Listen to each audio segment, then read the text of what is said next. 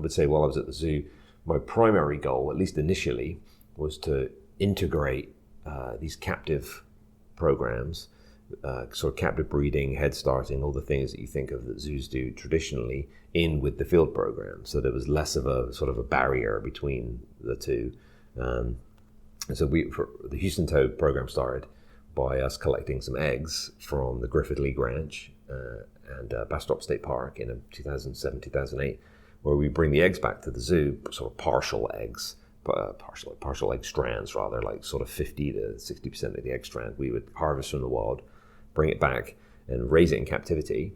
And then when we had toadlets or, kind of inch long individuals, we would take them back out and then release them again. And the goal, of course, was to, bypass these high mortality life stages that occur very early on.